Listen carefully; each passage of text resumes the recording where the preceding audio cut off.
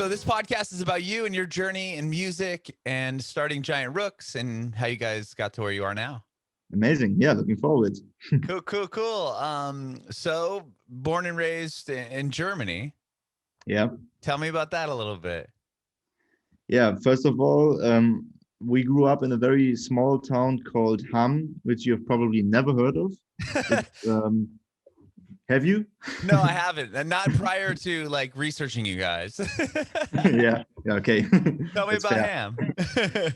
Yeah. So yeah, I mean, it's a small town, and there's not so much going on there, to be honest. Mm-hmm. And yeah, we all met in high school. Just a very classic story.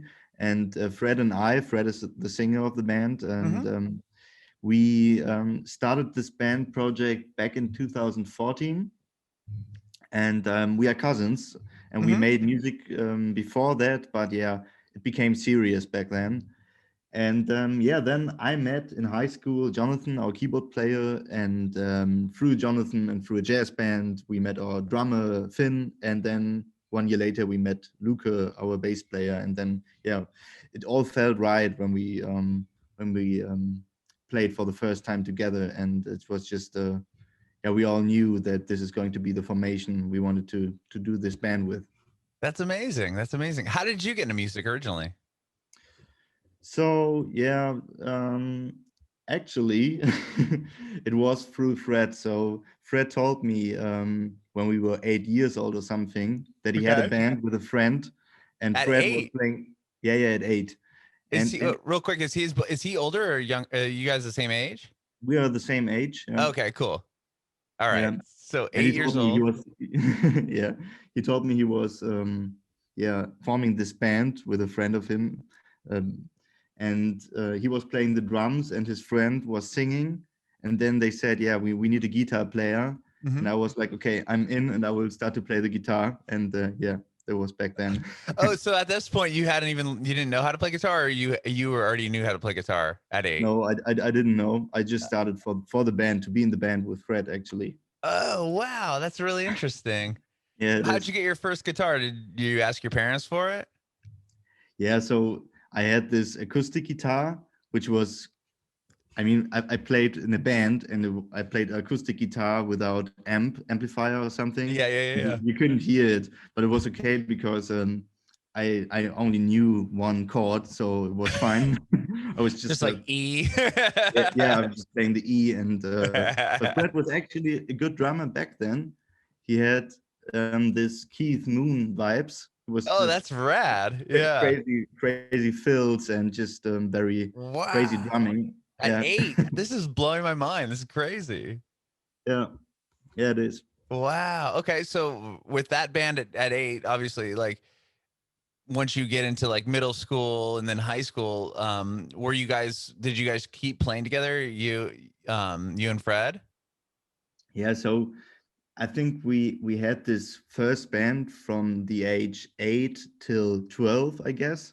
Oh, okay. And we did this. Yeah, it was we even did gigs. Oh, I was gonna ask. Like, So you guys played shows and everything. yeah, I mean, on our parents' birthday, for example, or yes, some small things. And we actually thought it was good, but now listening back to it, it wasn't good. But I mean, yeah, we were children. It's okay. Right, of course. Of course. Did you have record you guys recorded and everything? Yeah, we recorded it Wow. all. Yeah, yeah. That is awesome. Where did you guys were in like a proper studio and everything? No, my father bought some home studio equipment, Okay. and yeah, he recorded it, but in a very he didn't really know how to record, but Sure. he just tried and to yeah, because it's a great memory. It's amazing to listen back to that, and just I mean, I still feel a bit embarrassed when listening to it. Sure. Well, I mean, how Uh, you're 8 to 12 years old. I mean, that's pretty impressive, man. That's crazy. yeah. Wow, that's really fascinating. So, after at 12 or whatever, when you guys stopped playing together, you and Fred continued in high school. And did you form other bands prior to Giant Rooks? Yeah, we had several band projects. I was playing Okay. in a high school band. Fred was a drummer in a blues rock band, and we just did locally. We played in bands and tried different things.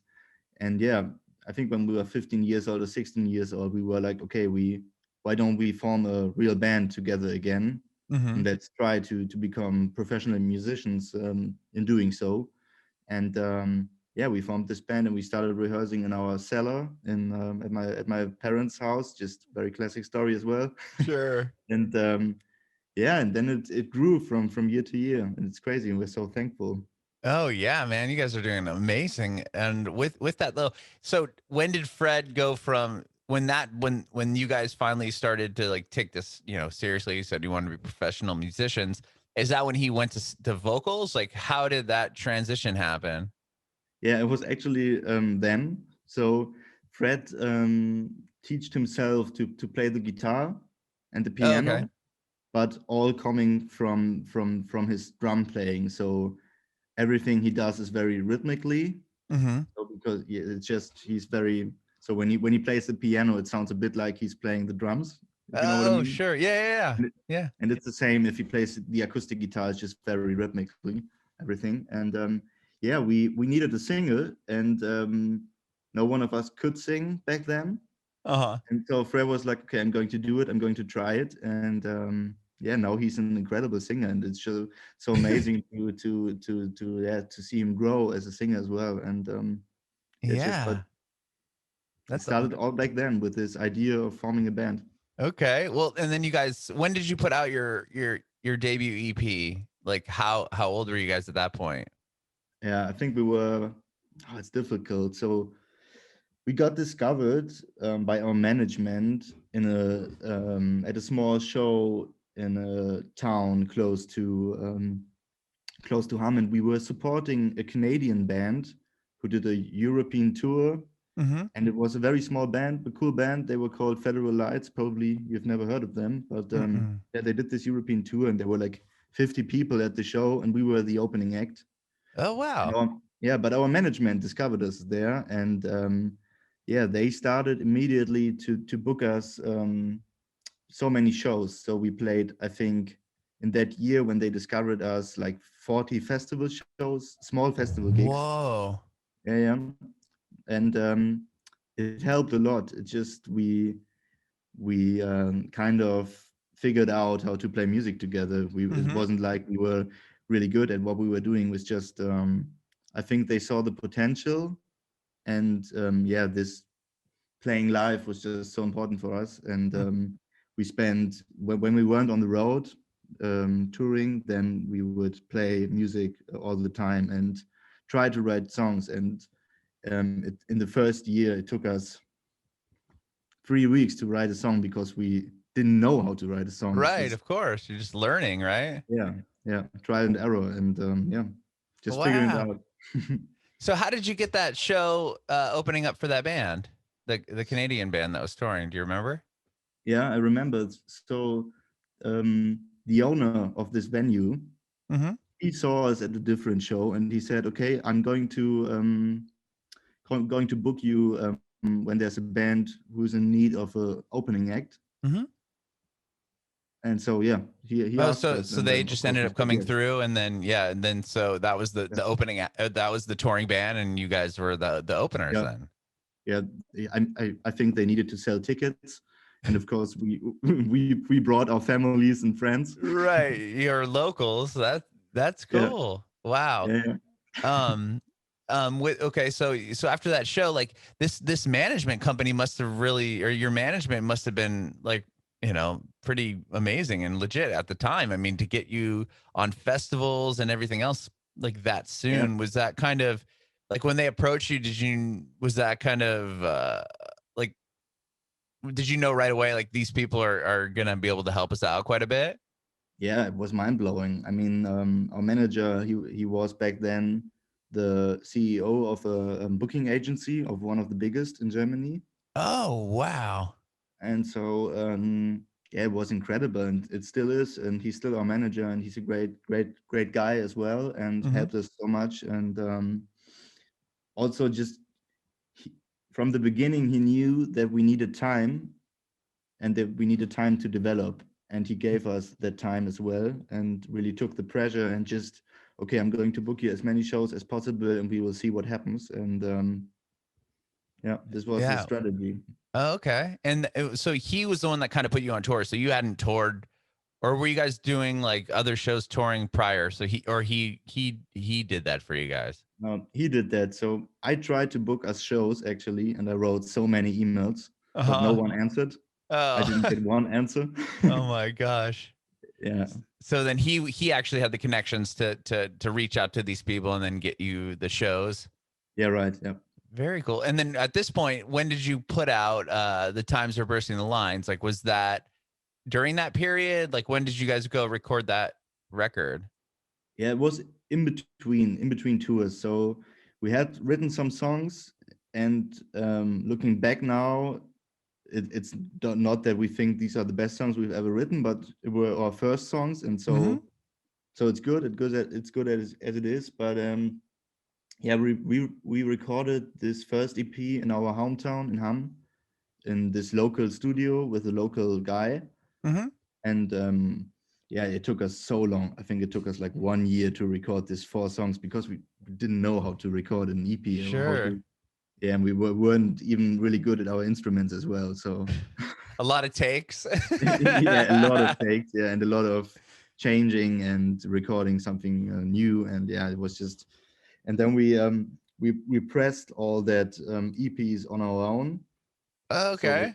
we had this little machine to produce our own CDs, and Oh, like you were burning the CDs and like yeah, what yeah, we were printing burning the the CD. tops of them or Yeah, yeah, yeah, Wow, I wonder how many of those are floating around. Those are probably like pretty rare now, I think.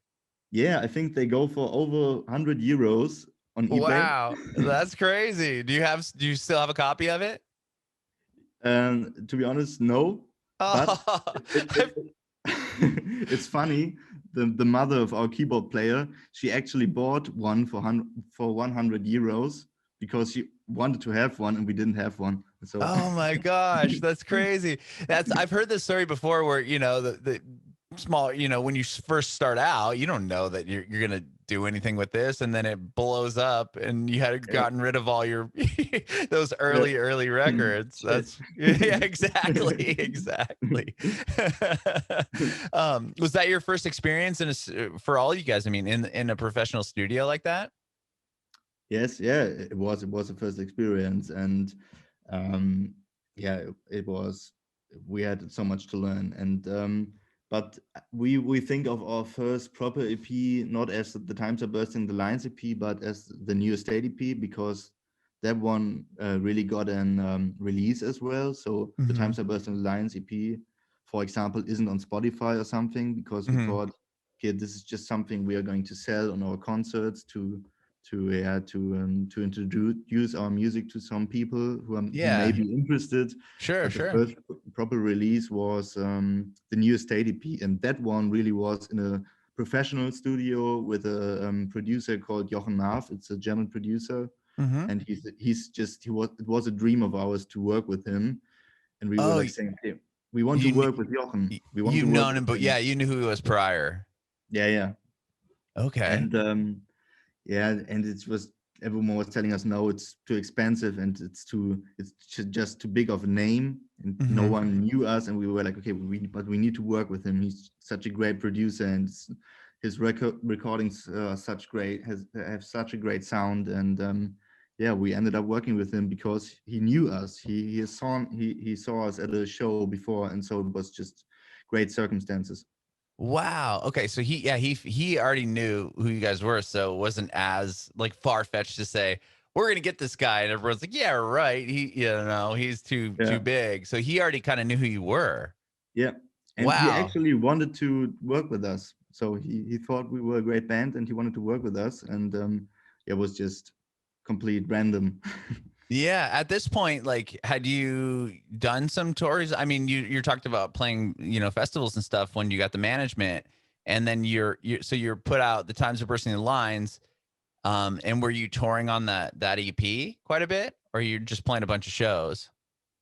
Yeah, we actually just recorded the EP to sell them on shows. So Oh, we did some support shows, smaller support gigs. We did some own shows as well, and some festival shows. And we just recorded that EP to sell it on on these shows. okay. And then once you put out the new estate, that's when things started really rolling for you. Yeah, this is when it all got more professional in a way. And we put out that EP back in 2017. Mm-hmm. And luckily, the lead track of that EP, New State, um, it got quite some airplay on German radio, Mm-hmm. and Spotify also picked it for playlists. Oh, wow. And yeah, it was just then we kind of got a bit more known in Germany, and we kept on playing all these shows and just trying to make this band a bit more popular. Sure. And yeah, and it really grew from year to year. It wasn't just like there was one moment when it all like Like blew up. Mm-hmm. blew up, but it was very a natural process. Mhm. What tell me about getting air, like how do you remember getting your song on the radio in Germany for the first time? That must have been a huge moment for you guys. Yeah, it was. So there's this one local radio for the western part of Germany where I'm from, and Mm-hmm. it's called Eins Live, and it's the biggest German radio station. Mm-hmm. And yeah, they supported us from the very beginning, and they started playing our music, and there were a lot of DJs who played our music on that station, and it has quite a big audience. Mm-hmm.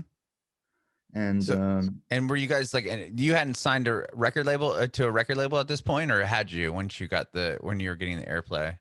yeah, we signed with a record company called Haldam Pop Recordings, Mm-hmm. which is Haldam Pop Festival is a like tastemaker festival in Germany for indie Oh, music. sure. Yeah, and they have this small boutique label, and we signed with that label for the first EP, but just for the first EP, and later we signed with Universal Music. Right, right. Okay. So for that first EP, they put that record out, and then once it started doing really well, were you getting like, I mean, once it gets airplay, I'm sure that's kind of where it really lifted you as a band, right? I mean, were your shows getting bigger at this point? Yeah, yeah, sure. I mean, we started out with when we did our own first tour. This was a New State tour. I think there were like approximately 300 people at each show. Wow. Yeah, and it was all sold out. And then 1 year later, we did another tour, and then there were like 800 people at each show.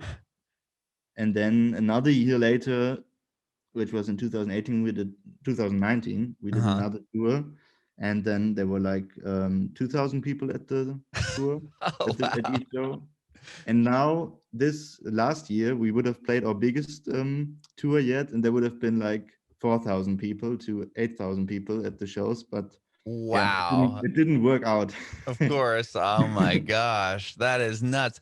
So tell me, so once you put out, the new estate did really well, obviously, and then you put out Wild Stare, and tell me about that record, and that you said that's when it can continue to keep going.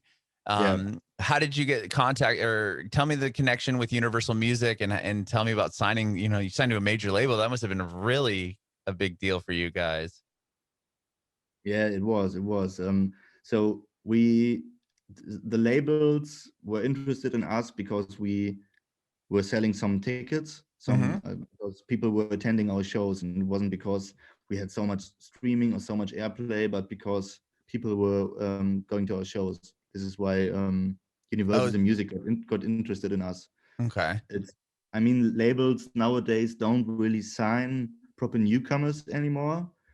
They sign bands which are a bit known already, but not really famous, but a bit known. And Right. it's not like they sign you when you send them a demo and they think it's a great demo. They won't sign you. They sign you when there are people coming to your show, actually, and Right. when it's When they know you're making money, yeah. a little bit of money, right? Yeah. Yeah, yeah, exactly. They're not taking as many risks anymore with that stuff.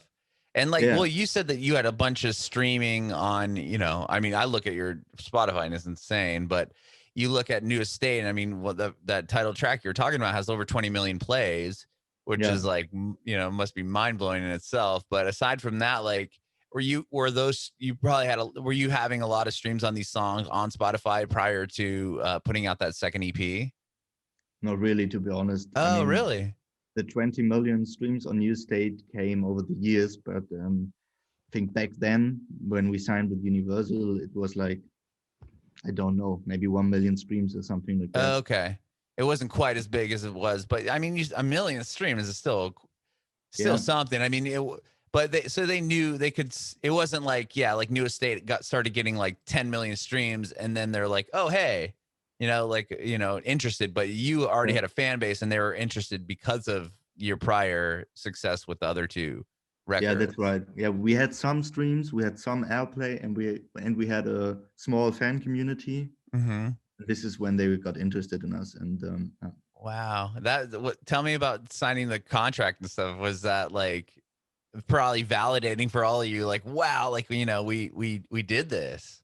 yeah, we were working so hard, and we worked every day, and it was just a big dream to sign with a big record company to publish our Hmm. music, and yeah, it was just crazy to to walk in this big building in Berlin here, and the University Music Building is a very big building in Hmm. the center of Berlin, and it's just overwhelming, and it feels like, oh, wake me up, I'm Right? Am I dreaming. dreaming? Yeah.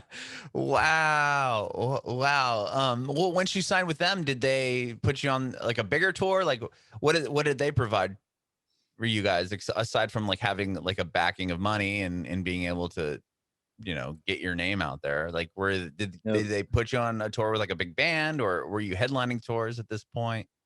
Um, no, not really. I mean, they are actually, we work with such great people, and they are not like, okay, let's just spend some money and then then it will blow up or something. They are Right, very right. much into the art and really helped us developing. And yeah, it was just, they gave us the time as well. We were able to do our Wild Stare EP first, and Mm-hmm. they weren't like, okay, let's do the album. Mm-hmm. We need an album to promote it, because obviously the best way to promote music is when you release an album. And Mm-hmm. they were like, okay, let's take some time and make this EP and figure out in which direction you want to go. And yeah, it's great. We were so grateful for all that. Mm-hmm. Well, okay, so I mean, you put the record out in August, right, of last year, the full length album. No, no, the full length album we put out last August, Yeah, which yeah, 2020, right? 2020, and we put out the Wild Stare EP back in 2019, Okay. in spring of 2019. Yeah. Okay. So where were you guys at spring of 2019? So I'm trying to figure out linear. So where were you at when like the whole coronavirus thing shut down the world? Like, were you guys on tour at that point, or were you recording what became, Rookery? Yeah, right before the Corona pandemic, we took some time off actually from touring to Mm-hmm. finish our first debut album, or to finish our debut album. And yeah, and right in the beginning of March, when the pandemic hit Europe, we just finished the recordings for the album, which Oh, was okay. quite lucky. So we had all the songs written, and the recordings were done.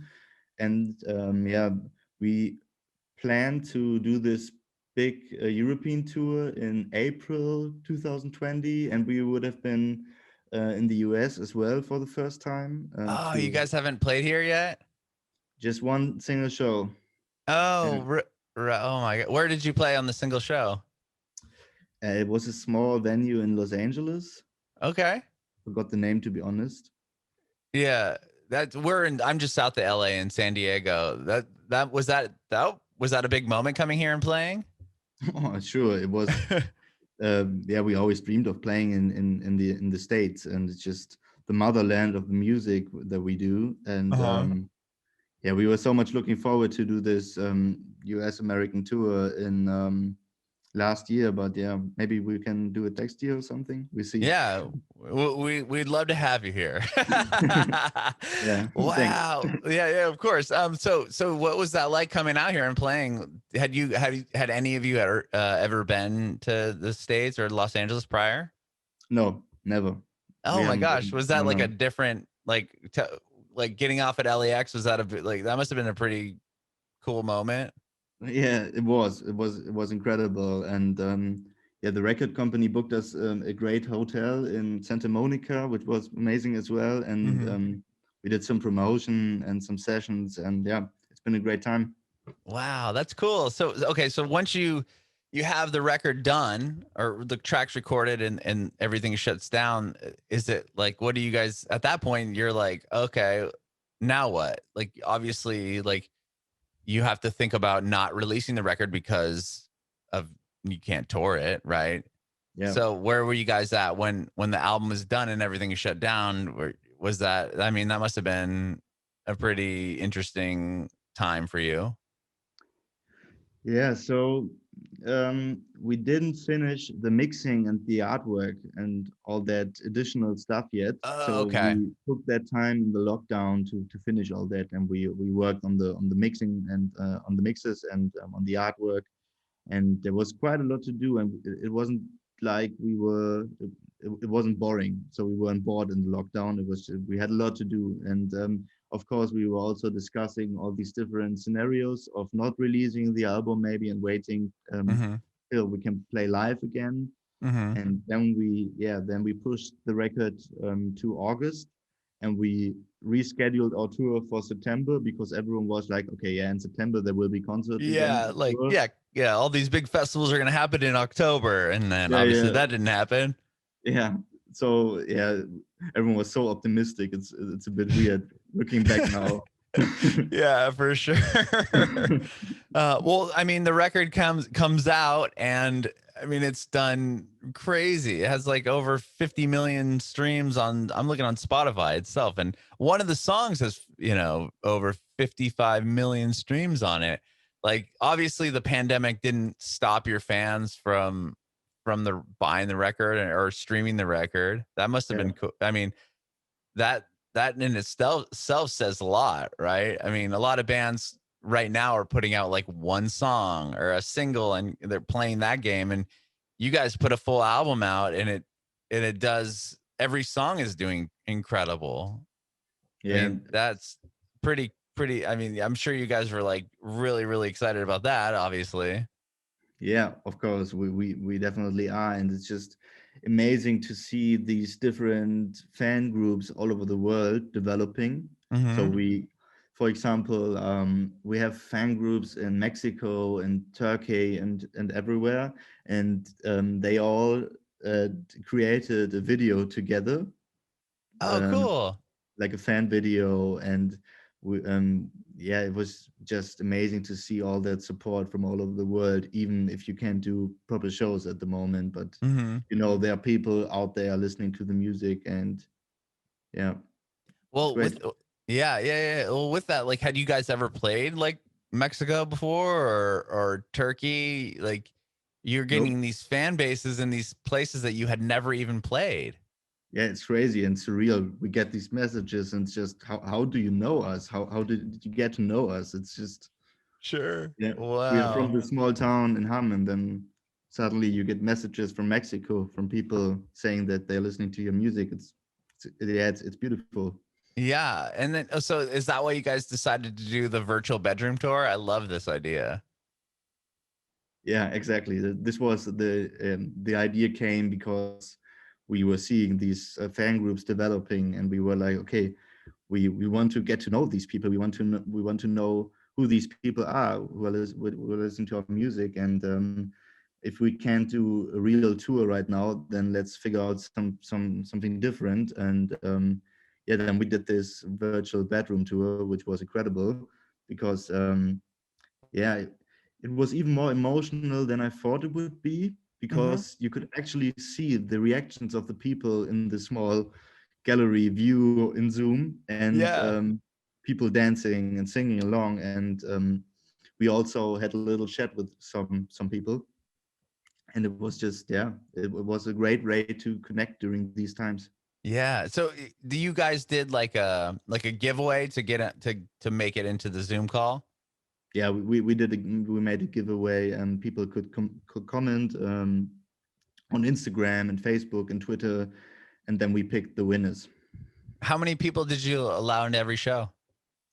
I think around 300 people. Oh wow. I thought you were gonna say like, 30 or 50, like 300 people. That's crazy. That's awesome. Yeah, yeah, we wanted to make sure that yeah, that you get a fair chance to participate, and that it's not like very limited. But we Hmm. wanted, yeah, we wanted to meet all the fans in the from the different parts of the world, and Yeah.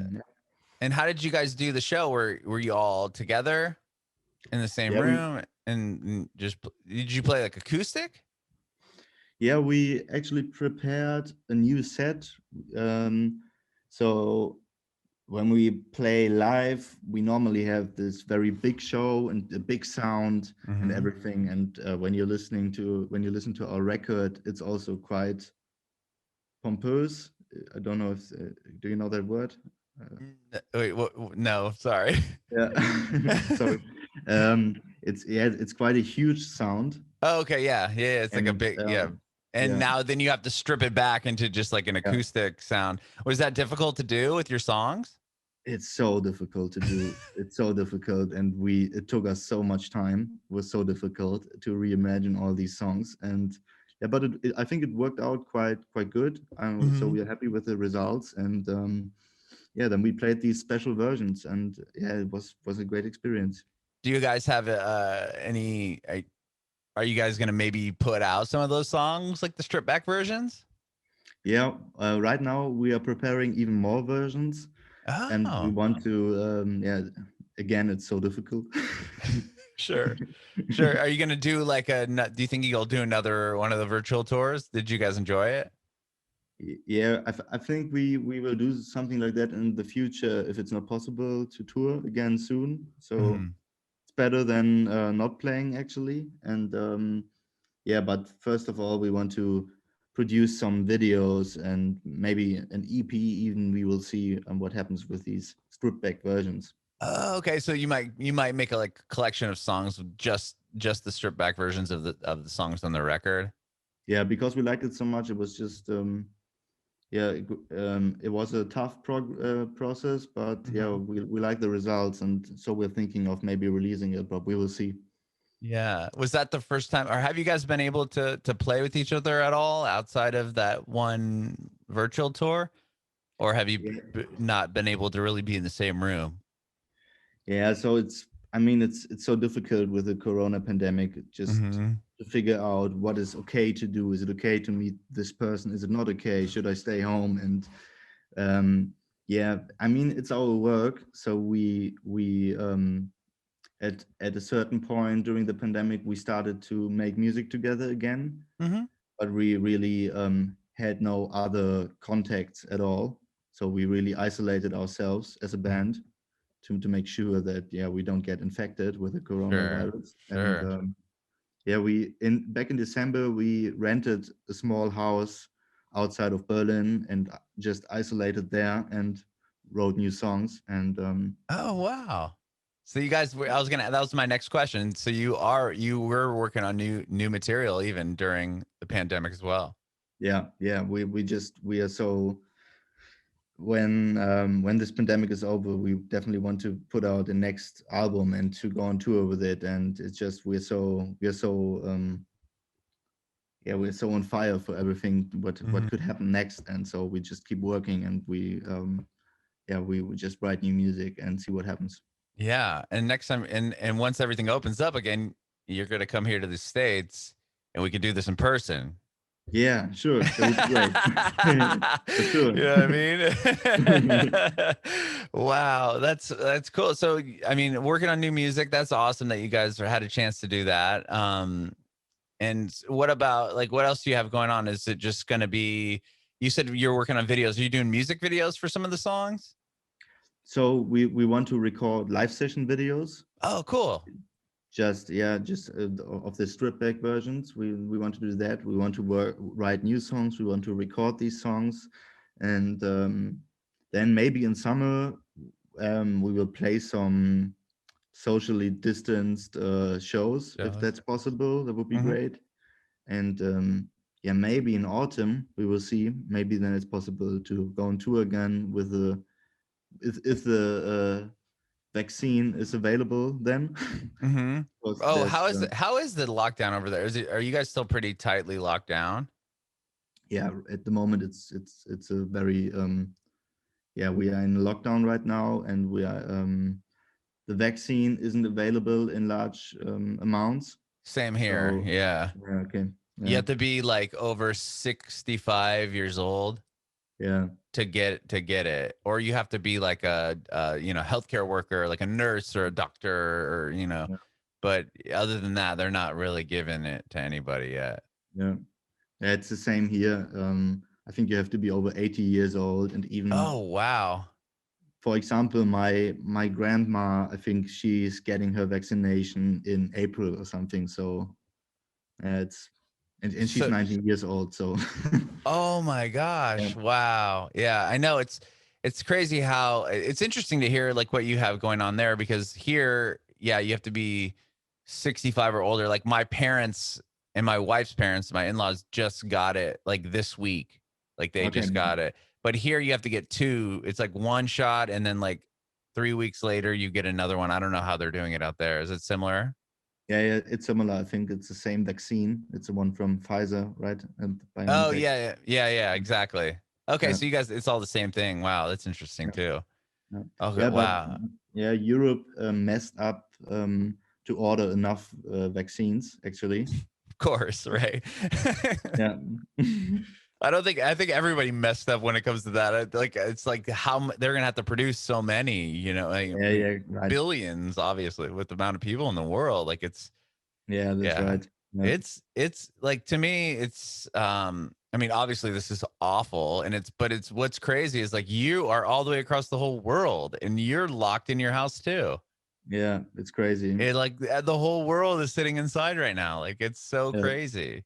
yeah, it is. So crazy.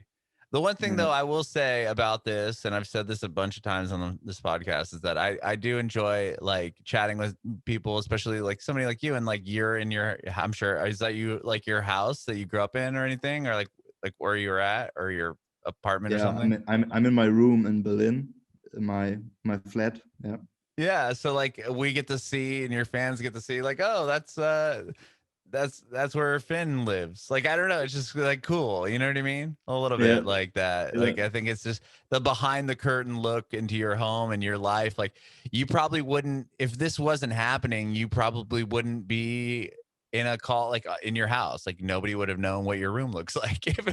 this Right. wasn't happening right now. You know what I Maybe that would mean? be better. Right, right. Oh man. Well, Finn, thank you so much for talking with me today, man. I really appreciate it. Yeah, it's been a pleasure. Thank you so much for having me. Yeah, I have one more question for you. I want to know if you have any advice for aspiring artists. Yeah. Oh, yeah. That's it's so. What I can just say, what helped us as a band, and Hmm. to be honest, it was just having a work ethic. I think so to just improve every day, and to write new songs and to write more songs and all that. And then for us as a band, it was so important to play live. So I think playing live was the most important thing for us to do. Bringing it backward.